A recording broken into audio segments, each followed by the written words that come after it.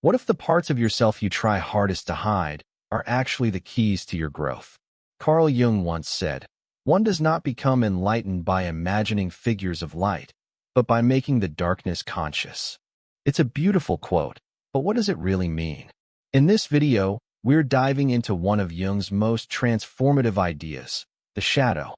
This concept could completely change how you see your flaws, your emotional triggers, and even how you view other people. Understanding your shadow isn't about becoming someone else. It's about becoming whole. Carl Jung believed that each of us carries a hidden side, a part of ourselves made up of everything we suppress, deny, or don't want to admit. This is the shadow. It includes our anger, envy, greed, laziness, but it's not just negative traits. Sometimes your shadow hides your strength, your confidence, or your creativity, especially if you were told as a child that those parts were too much. Let's be clear, the shadow is not evil. It's not something to destroy. It's part of you, a part that forms in your unconscious mind when you try to be good according to society, family, or religion. Think about it. How many times have you bitten your tongue, smiled when you didn't feel like it, or avoided saying what you really thought? Every time we do that without awareness, those emotions don't disappear. They get pushed into the unconscious. They become shadow material. We all have it. No one escapes it. The person who insists they're never angry may carry deep, suppressed rage. The one who brags about being totally selfless might secretly resent everyone around them. The truth is, the more we deny the shadow, the more it controls us. It leaks out in passive-aggressive comments, self-sabotage, or harsh judgments of others. Have you ever noticed how the traits you dislike most in others are often the very things you struggle with yourself? Jung called this projection. It's when we see our shadow in others without realizing it's actually our own reflection.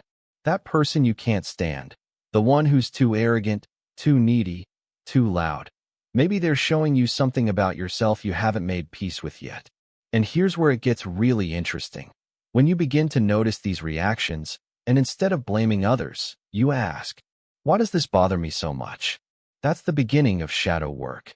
You might be surprised how many doors that question opens. Sometimes when we observe how we respond to others, we catch a glimpse of the parts of ourselves we've ignored for years. There's something deeply human about that, and maybe something worth sitting with. So how do we begin working with the shadow?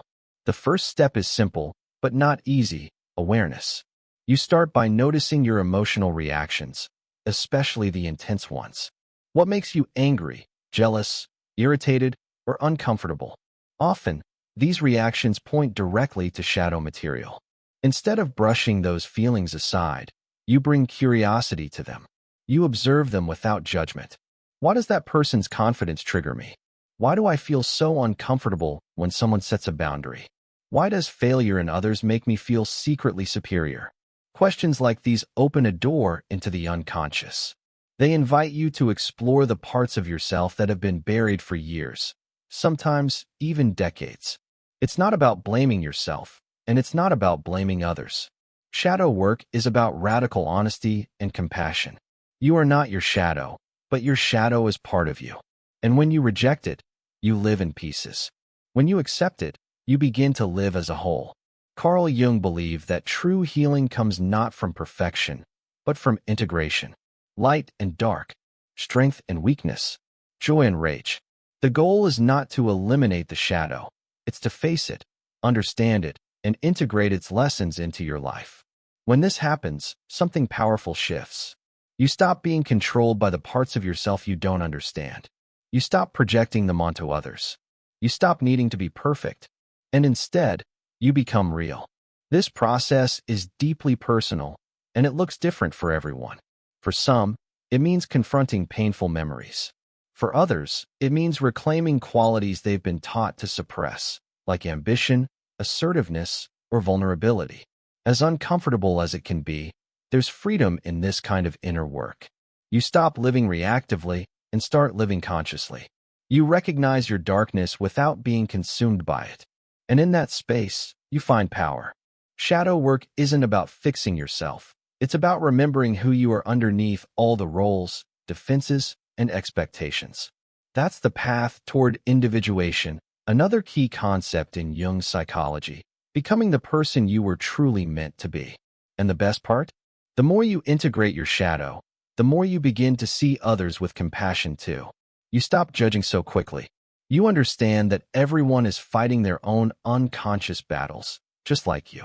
Sometimes the things that annoy us in others are just misunderstood pieces of ourselves. When you realize that, it changes everything. The journey of integrating the shadow is not a one-time task. It's not something you check off a list. It's a lifelong dialogue with yourself. The unconscious is vast, and the shadow can take many forms. Just when you think you've figured it out, a new layer reveals itself. And that's not failure, that's growth. One of the most beautiful aspects of shadow work is that it invites humility. You begin to see that you're not above anyone else, and no one else is above you. We're all wrestling with hidden fears, unmet needs, and buried desires. Once you accept that within yourself, it becomes much harder to judge others harshly. Instead of thinking, why are they like that? You might start wondering, what are they carrying that I can't see? That simple shift, from judgment to curiosity, can transform how you relate to the world. And in your personal life, things start to change, too. You begin to take responsibility for your reactions. You stop blaming external circumstances for your emotional state. You realize that the real battleground is often inside, not outside. And while that might sound heavy, it's actually freeing, because it means you have the power to change how you experience life from within. Carl Jung emphasized that until we make the unconscious conscious, it will direct our lives, and we will call it fate. When you understand your shadow, you begin to see the hidden patterns that have shaped your decisions, your relationships, your self-image. You gain insight into why certain things repeat in your life, and you start to reclaim your agency. You stop being driven by wounds you never knew you had. Some people find that doing this inner work unlocks creativity. Others notice an improvement in their mental and emotional resilience. It becomes easier to express yourself honestly, to set boundaries without guilt, and to navigate conflict without collapsing or exploding. Most importantly, shadow work builds self-trust. Because the more you accept your darkness, the less you fear it. And when you stop fearing parts of yourself, you become more grounded, more confident, not in a loud or arrogant way, but in a deeply rooted way that doesn't depend on the approval of others. That kind of inner stability is rare. And it's not something you get from reading one book or watching one video. It's something you grow into by facing the uncomfortable, by being honest with yourself, and by choosing wholeness over image. And maybe, in a quiet moment, you'll catch yourself reacting differently, pausing instead of lashing out, listening instead of defending, offering compassion instead of judgment. In those moments, you'll realize the shadow is no longer in control. You are. Sometimes all it takes to begin is a question you carry with you. Maybe there's something in your life that keeps repeating. Maybe there's someone who triggers you again and again. Maybe there's a part of yourself you've kept locked away, hoping it would just disappear. It might be worth asking, what part of me have I been trying not to see? You don't have to answer it right now. Just let it sit with you. Sometimes the most honest conversations happen quietly when no one's watching. And hey, if you've ever had a moment where you recognized your shadow at work or caught yourself projecting something onto someone else, those are powerful realizations. They're not always easy to talk about, but they're part of what makes this human experience so deeply real. There's something strangely comforting about the idea that we are not meant to be perfect, not polished, not always pleasant, not endlessly positive. Jung's work reminds us that to be human is to be complex, layered, and sometimes contradictory. And yet, within that messiness, there is potential, not just for understanding, but for transformation. You might think that looking into the shadow would make you feel worse about yourself, but often, the opposite happens. Once you stop hiding from what's inside you, you begin to see that even your darkest parts are trying to serve a purpose. They were formed to protect you, to keep you safe, to help you survive situations where you didn't know how else to cope. They may be clumsy, they may be outdated, but they were never evil. They were just misunderstood. That kind of realization softens something in you.